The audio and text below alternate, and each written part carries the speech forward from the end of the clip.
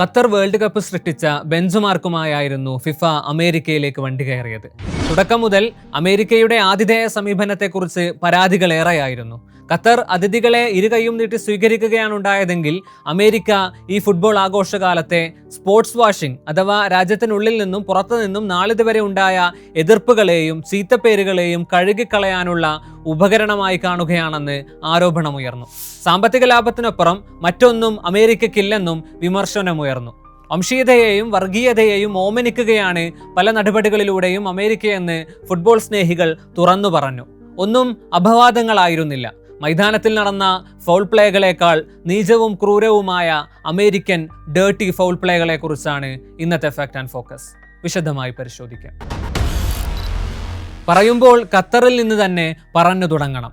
World കപ്പിനായി Qatar ഒരു ഒന്നൊന്നര ഒരുക്കം ഒരുങ്ങിയിരുന്നു. ലോകത്തിന്റെ വ്യത്യസ്ത ദിക്കുകളിൽ നിന്നും ഒഴുകിയെത്തുന്ന മനുഷ്യരെ വെറുപ്പ് കാണിക്കാതെ മാറ്റി നിർത്താതെ സ്വീകരിക്കാനുള്ള ആത്മാർത്ഥ താല്പര്യമായിരുന്നു അതിനുള്ള കാരണം. വിസ നടപടികളെക്കുറിച്ചോ എയർപോർട്ട് നടപടികളെക്കുറിച്ചോ വന്നവർക്കോ നിന്നവർക്കോ ഖത്തറിൽ ഒരു പരാതികളും ഉണ്ടായിരുന്നില്ല. ഖത്തറിലേക്കുള്ള ഫ്ലൈറ്റ് നിരക്കുകൾ മാന്യമാക്കി. വന്നവർക്ക് ഫ്രീ ട്രാൻസ്പോർട്ടേഷൻ സൗകര്യമൊരുക്കി. ഉദ്ഘാടന പരിപാടികളിലൂടെ തന്നെ മനം നിറച്ചു. ലോകം എല്ലാവരുടെയും വീടാണെന്ന് മോർഗൻ ഫ്രീമാനും അനീം അൽ മുഫ്തഹും ചേർന്ന് വിളിച്ചു പറഞ്ഞു. വൈവിധ്യങ്ങളെ ഉൾക്കൊള്ളുന്നതിനെക്കുറിച്ചുള്ള മനോഹരമായ പരിപാടികൾ. എത്ര ഹൃദ്യം.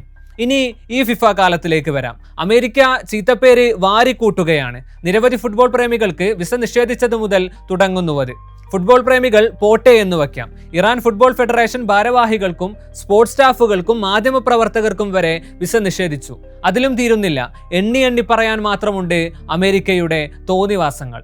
ചില പ്രത്യേക രാജ്യങ്ങളോടും പ്രത്യേക നിറവും പേരുമുള്ളവരോടും മാത്രമാണ് സുരക്ഷാ കാര്യങ്ങൾ പറഞ്ഞുള്ള പരിശോധനയും ബുദ്ധിമുട്ടിക്കലും വൈകിപ്പിക്കലും. ദക്ഷിണാഫ്രിക്കൻ ടീമിലെ പല അംഗങ്ങൾക്കും ആദ്യഘട്ടത്തിൽ വിസ അനുവദിച്ചതുപോലുമില്ല. അവർ ദിവസങ്ങൾക്ക് ശേഷമാണ് ടീമിനൊപ്പം ചേർന്നത്. സൊമാലിയൻ റഫറി ഒമർ അബ്ദുൽ ഖാദറിന് വിസ നിഷേധിച്ചിരുന്നു. റഫറി ലിസ്റ്റിൽ നിന്നും അദ്ദേഹത്തിന്റെ പേര് വെട്ടുകയും ചെയ്തിരുന്നു. സുസ്താരം എംബോളയുടെ വിസ സൂക്ഷ്മ പരിശോധനകൾ നടത്താനായി ദിവസങ്ങളോളം ഹോൾഡ് ചെയ്തു വെച്ചു. എംബോള ദിവസങ്ങൾ കഴിഞ്ഞാണ് ടീമിലേക്ക് തിരിച്ചെത്തിയത്. ഇനി വിസ നടപടികളൊക്കെ കഴിഞ്ഞ് അമേരിക്കയിലേക്ക് എത്തിയവർക്കും അമേരിക്ക 8ന്റെ പണി നൽകി സ്വീകരണം നൽകി. ഇറാഖ് താരം ഐമൻ ഹുസൈനെ അമേരിക്കയിൽ പ്രവേശിപ്പിക്കുന്നതിന് മുമ്പ് ചോദ്യം ചെയ്യാനായി മാത്രം തടഞ്ഞുവെച്ചത് 7 മണിക്കൂറായിരുന്നു. വന്നിറങ്ങിയ ഉസ്ബെക്കിസ്ഥാൻ ടീം അംഗങ്ങളെ പരിശോധിച്ചതാവട്ടെ ബോംബ് സ്ക്വാഡ് എത്തിയാണ്. സെനഗൽ ടീം സ്റ്റാഫ് അംഗങ്ങളിൽ ചിലരുടെ ഷൂസ് അഴിപ്പിച്ചു വരെ സൂക്ഷ്മ പരിശോധന നടത്തി. ഈ പറഞ്ഞവരെയെല്ലാം ഇതോടെ വെറുതെ വിട്ടെങ്കിൽ ഒരു ടീമിനെ മാത്രം സ്വസ്ഥത നൽകിയതേയില്ല. മറ്റാർക്കുമല്ല, ഇറാന് തന്നെ. അമേരിക്ക പക പോക്കുകയാണ്. ആ ജനത അമേരിക്കയെ പഠിപ്പിച്ച പാഠങ്ങൾക്ക് പകരമായി കളിക്കളത്തിലാണ് അമേരിക്ക ചീപ്പ് ഫൗൾ പ്ലേ കളിക്കുന്നത്. ഇറാനിന്റെ ഭാരവാഹികൾക്കും സ്പോർട്സ് സ്റ്റാഫുകൾക്കും മാധ്യമപ്രവർത്തകർക്കും വിസ നിഷേധിച്ചു.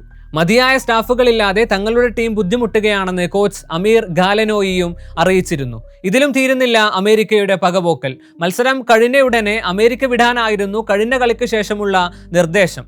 കളിക്കാർക്ക് റിക്കവർ ആകാനുള്ള സമയം പോലും അനുവദിച്ചില്ല. വരുന്ന ഞായറാഴ്ച നടക്കാനിരിക്കുന്ന ഇറാൻ ബെൽജിയം മാച്ചിന് ശേഷവും അമേരിക്കയിൽ നിൽക്കാൻ അനുമതിയില്ലെന്നാണ് ഔദ്യോഗിക വൃത്തങ്ങൾ ടീമിനെ അറിയിച്ചത്. തുടർച്ചയായുള്ള അമേരിക്കയുടെ പകപോക്കൽ കാരണം ഞങ്ങൾ ഒരു പീഡിപ്പിക്കപ്പെടുന്ന ടീമായി മാറിയിരിക്കുകയാണെന്നാണ് കഴിഞ്ഞ ദിവസം ഇറാന്റെ ഡ്രസ്സിംഗ് റൂം സന്ദർശിക്കാനെത്തിയ ഫിഫ പ്രസിഡന്റിന് മുന്നിൽ ഇറാൻ കോച്ച് തുറന്നടിച്ചത്. തങ്ങളുടെ മത്സരങ്ങൾ മോസ്കോയിൽ നടത്തണമെന്ന് ഫിഫയോട് ഇറാൻ കോച്ച് ആവശ്യപ്പെട്ടിട്ടുണ്ടെങ്കിലും നടപടികളൊന്നും നാളിതുവരെയും ഉണ്ടായില്ല. അമേരിക്ക ഇറാൻ ടീം അംഗങ്ങളെയും സ്റ്റാഫുകളെയും മനഃപൂർവ്വം വരിഞ്ഞു മുറുക്കുകയാണ്. കാര്യം മറ്റൊന്നുമല്ല, അവർ നെഞ്ചുയർത്തി അഭിമാനത്തോടെ ആ മണ്ണിൽ വന്ന് നിൽക്കുമ്പോൾ അമേരിക്കയ്ക്ക് അസ്വസ്ഥതയും ദേഷ്യവും ഉണ്ടാവുന്നത് സ്വാഭാവികമാണ്. അതൊക്കെയാണ് ഇങ്ങനെ തികട്ടി വരുന്നത്. അമേരിക്കയുടെ ഉള്ളിൽ അടിഞ്ഞുകിടക്കുന്ന വിദ്വേഷത്തിന്റെയും വർഗീയതയുടെയും അസ്വസ്ഥതപ്പെടുത്തുന്ന ദുർഗന്ധമാണ് ഇപ്പോൾ ഫിഫ മൈതാനങ്ങളിൽ. ചരിത്രം സാക്ഷി. അത് ഫുട്ബോൾ പ്രേമികൾ ഒരിക്കലും മറക്കില്ല.